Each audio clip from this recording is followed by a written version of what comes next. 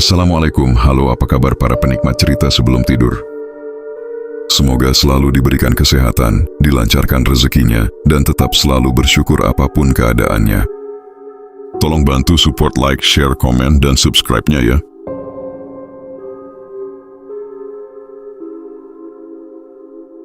Malam itu Atmo berada di pos ronda, hanya sekedar ngumpul berbincang dan melihat orang bermain gaple. Tadi aku ngaret di belakang kuburan, terus disamperin Mbah Kas, dia cerita aneh. Ucap salah satu warga yang bernama Udin. Cerita apaan Mbah Kas sama kamu, Din? Tanya warga lainnya. Itu kuburannya Tiara, anaknya Lek Sabto. Ada apa sama kuburannya? Kembang-kembang di atas kuburannya tiba-tiba nggak ada. Halah, kena angin mungkin. Sama patoknya juga miring katanya. Bisa jadi papan di dalamnya amblas, Din. Mbah Kas saja terlalu parno. Sahut Atmo. Iya bener tuh, bisa jadi gitu. Biasa kayak gitu. Jawab warga lain membenarkan ucapan Atmo. Diam-diam jantung Atmo berdegup kencang. Ia melewatkan sesuatu. Ya, masalah kembang itu. Bener juga. Kok aku nggak kepikiran masalah kembang itu? Aduh, semoga saja nggak ada yang curiga. Batin Atmo. Sebuah sepeda motor berhenti di gardu. Ya, salah satu warga yang tak lain suami dari Mbak Lasmi tukang pecel yang bernama Tejo. Weh, di kampung sebelah lagi geger. Geger apa, Jo? Uangnya Pak Subur hilang hampir 200 juta. Apa? Yang bener kamu, Jo? Aku lu dari arah sana, katanya sih nggak ada yang rusak. Bisa jadi orang rumah itu sendiri, Flo. Kalau nggak, babi ngepet kali ya pelakunya. Waduh, bahaya. Kalau sampai masuk kampung kita. Khusus, belum tentu babi ngepet. Apa ada zaman sekarang hal kayak gitu? Atmo hanya pura-pura tidak tahu. Ia hanya diam menyimak perbincangan malam itu. Oh ya Ngat, kamu tadi ngambil daun pisang ya? Mana pepesnya? Makan di sini bareng-bareng lah. Halah, cuma dikit, Mas. Nggak banyak. Dapat ikan di mana kamu, Ngat? Di rawa sumber ya? Lah, kok tahu, Mas? Tahu lah. Cuma kamu yang berani belusukan ke sana. Nggak dikejar mbak-mbak di rumah gubuk itu kamu, Ngat. Pertama diambil ikanku sama dia. Kedua aku nyumput-nyumput mancingnya. Hahaha. Hati-hati lo, Ngat. Bahaya mbah itu. Dibabat bener kamu nanti sama dia. Agak kurang mbah itu. Apa iya, Mas? Dibilangin nggak percaya. Atmo pulang dari pos ronda tepat pukul 1 malam. Ia segera masuk kamar. Ia akan tidur, tetapi lagi-lagi ia susah tidur. Ia dilanda rasa takut sekaligus rasa bahagia. Ia sedang berangan-angan hendak digunakan untuk apa uang yang baru ia curi tersebut. Enggak. Warga bakal curiga kalau aku tiba-tiba punya. Untuk sementara aku harus berpura-pura. Aku harus merintis usaha. Tapi usaha apa ya? Apa ternak ikan aja ya? Kan ada batako. Tinggal beli terpal, bibit, dan pakan. Sebelah rumah pekarangan masih luas, belakang juga. Iyalah buat gimmick ke warga dulu. Batin Atmo. Dok. Terdengar suara ketukan, tetapi ketukan itu tak seperti diketuk oleh tangan. Itu seperti suara benturan kepala ke dinding papan rumah Atmo. Suara itu tepat di dinding kamar bagian luar. Atmo terkejut dan mulai panik, jantungnya berdegup kencang. Tiba-tiba angin kencang datang menerobos handuk yang menjadi tirai jendela kamarnya, yang tanpa kaca itu. Hanya beberapa batang kayu reng yang dijadikan teralis pengganti besi. Handuk itu jatuh tersapu angin. Di balik jendela itu sosok pucat pasi. Memegang teralis kayu, wajahnya ia tempelkan dan mendongak menatap Atmo dengan wajah tanpa ekspresi. Atmo yang sedang berdiri tak dapat menggerakkan kakinya. Ia begitu takut membuat sekujur tubuhnya tiba-tiba hilang kendali, menyisakan rasa takut yang amat sangat. Hantu Tiara menatap Atmo dengan ekspresi datar membuatnya justru semakin menyeramkan. Atmo hanya bisa saling pandang. Atmo memejamkan matanya dan sekuat tenaga menggerakkan kakinya. Akhirnya ia mampu. Dengan cepat ia masuk ke kamar ibunya dan ia peluk erat-erat. La ilaha illallah. Ngat. Hah, hantu Mak. Hantu. Ada hantu di kamarku. Ibunya bangun dan memukul-mukul punggung Atmo yang tengkurap ketakutan. Banyak nonton film horor apa kamu, Ngat? Jadi laki kucur amat kamu ini. Ibunya bangkit, dilihatnya kamar Atmo tidak ada apa-apa, hanya jendela saja yang terbuka karena handuk Atmo yang jatuh. Apa beneran Atmo ngelihat hantu ya? Kok aku juga merinding di dalam kamar ini? Batin ibunya. Hihihihihihi. Hihihi. Terdengar suara cekikan di kejauhan. Astagfirullah.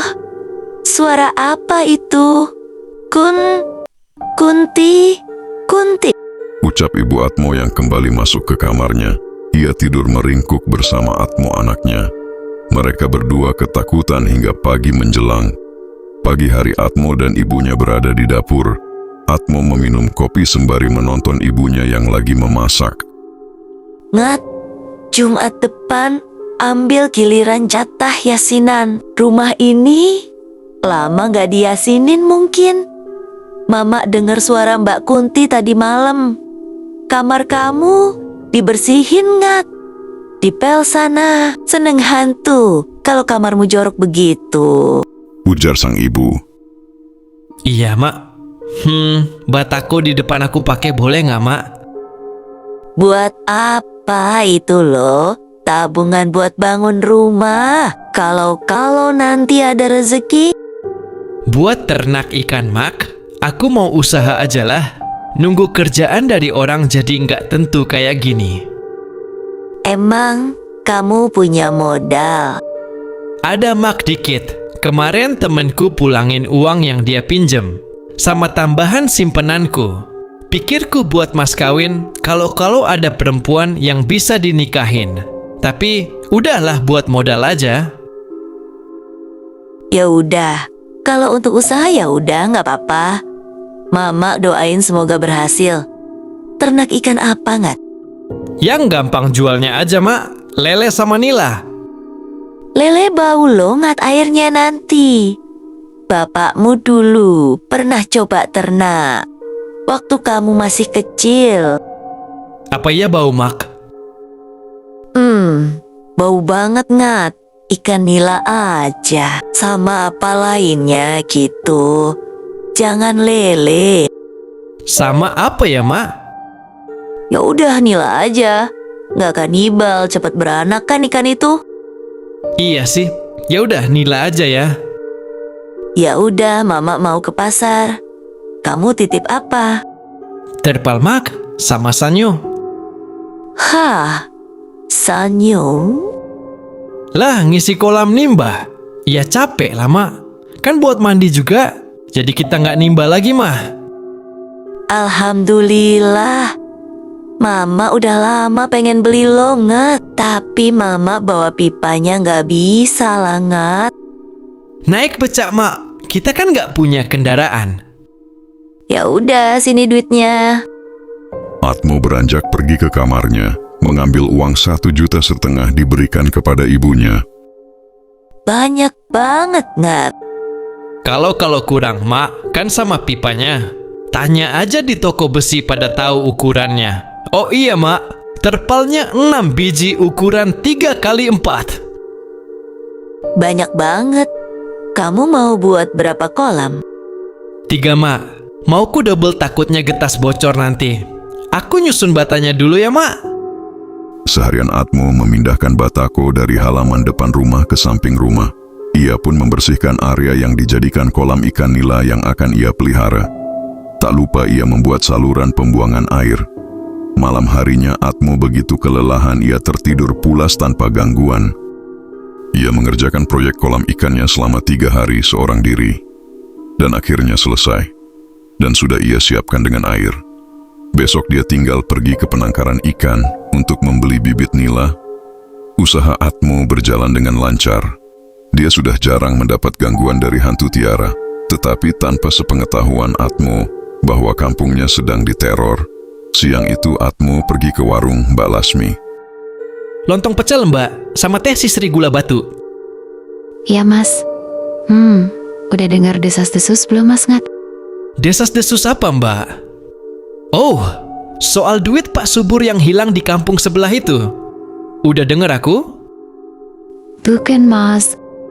Lah terus? Ses, tahu nggak mas dengar-dengar kalau Tiara, maksudku arwah Tiara gentayangan. Ada orang yang ngeliat mas. Hah? Apa iya mbak? Kata siapa mbak? Banyak yang ngeliat mas. Kuncen itu siapa namanya? Mbak Kas bukan mbak? Ya mas, dia sering diganggu arwah Tiara mas. Hah? Diganggu gimana mbak? Sontak Atmo menjadi begitu pucat. Ya, sering diliatin si Mbah Kas itu. Katanya arwah Tiara nangis-nangis bilang dingin. Dan Mbah Kasman ngeliat arwah Tiara tanpa busana. Bukan cuma Mbah Kas aja yang ngeliat. Mas Wawan juga pernah ngeliat waktu pulang dari main gaple di pos ronda. Dia pas-pasan sama gadis duduk di tengah jalan gak pakai baju. Giliran dia perhatiin, gak taunya hantunya Tiara mas. Sampai sekarang Mas Wawan masih trauma gara-gara ngeliat itu. Atmo yang mendengar semua itu hanya bisa menelan ludah. Mamak Mas juga cerita, kalau Mas sering ngeliat hantu kan. Mamak Mas juga cerita, dia dengar suara Mbak Kunti. Iya mbak. Emang Mas Ngat digangguinnya gimana? Ya, diketuk-ketuk pintu dapur. Suara orang nimba air. Masih banyak sih mbak. Ngeri amat. Amit-amit moga aja gak gangguin aku. Mas Tejo gak tak bolehin ronda. Aku takut tidur sendiri. Terus gimana sama keluarga Lex Sabto mbak? Mereka dengar berita ini nggak? Gak tahu juga, gak enak lah orang mau cerita-cerita Ngat. Apalagi ini menyangkut anaknya Tiara. Kalau misal tahu, mungkin mereka sudah cari orang pintar buat nyari tahu kenapa bisa jadi kayak gini. Atmo terkejut. Semua ulahnya bisa ketahuan jika Lex Sabto meminta bantuan dukun. Sementara itu di sebuah rumah yang tampak rapih dan terlihat minimalis tergolong sejahtera dari kebanyakan warga sekitar. Seorang wanita paruh baya menangis-nangis di pangkuan seorang pria. Wanita itu tak lain adalah ibu dari Tiara, istri Sabto. Mas, coba bongkar kuburan anak kita. Aku dimimpin udah sering, sama kayak cerita warga. Anak kita nangis-nangis kedinginan mas. Ada apa sama jasad anak kita? Pasti ada yang gak beres mas. Ucap istri Sabto. Sabto hanya diam. Ia sedih sembari terus berpikir langkah apa yang harus dia ambil. Sebenarnya ia tak mau jika harus membongkar kuburan anaknya. Ia tak percaya hal-hal seperti itu. Kamu yakin, Dik? Kita harus bedah bumi kuburan anak kita. Alasannya gak relevan gini. Apa Pak RT serta tetua kampung setuju hanya karena alasan yang gak rasional kayak gini? Ya ngomong dulu loh mas. Siapa tahu diizinin sama sesepuh desa. Sabto diam. Ia meraih secangkir kopi di depannya. Sembari menatap pintu rumah yang terbuka, samar-samar ia menatap seorang gadis telanjang. Baru saja ia tertegun menaruh cangkir kopi di meja, ia melihat lagi sudah tidak ada. Apa itu? Barusan?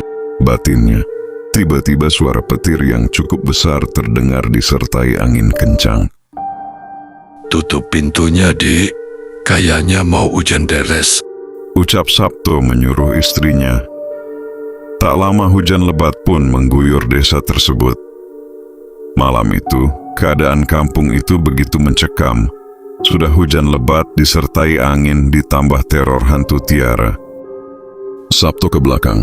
Ia melihat kalau-kalau ada jemuran atau apa yang bisa terkena hujan. Samar-samar ia melihat seorang gadis meringkuk di pojok rumah di teras belakang. Meringkuk tanpa pakaian. Ia seperti berteduh kedinginan. Sabto mengamati gadis itu duduk di lantai, menekuk kedua lututnya yang ia rangkul dengan kedua lengannya. Wajahnya bersimpuh tertunduk di kedua lututnya. Perlahan Sabto mendekatinya. Kak, Kamu, siapa? Gadis itu mengangkat wajahnya dan menoleh ke Sabto. Kedua pipinya sudah berlubang dan terlihat belatung berjalan-jalan di pipinya. Dingin, Pak. Dingin. Ucapnya. Hah, hantu! Teriak Sabto gemetar hingga terpeleset karena hendak kabur. Akhirnya ia bisa bangkit dan segera masuk ke dalam rumah dan mengunci pintu belakang rumah tersebut. Nafasnya tersengal-sengal. Ada apa, Mas? Enggak, Dik. Enggak apa-apa kok. Sabto dan istrinya tidur di kamar. Sabto tidur sembari termenung. Wajahnya mirip anakku. Apakah benar anakku jadi hantu? Batin Sabto tak percaya. Pagi hari terdengar suara ketukan pintu di depan rumah. Tampak Sabto kaget. Yang datang berkunjung pagi itu adalah Mbah Kas, kuncen TPU kampung tersebut. Mbah Kas, masuk Mbah. Maaf sebelumnya Mas Sabto, saya berkunjung pagi-pagi gini. Gak apa-apa Mbah, orang ini hari Minggu juga. Saya libur kerja. Tak lama istrinya datang dengan segelas teh hangat. Tehnya, Mbah. Monggo. Walah, repot-repot Mbak. Jadi, ada keperluan apa Mbah? Tanya Sabto. Gimana ya ngomongnya Mas? Saya nggak enak. Sebenarnya saya udah mau ngomong sejak lama. Tapi waktu itu saya ragu. Tapi makin kesini kok makin kayak gini.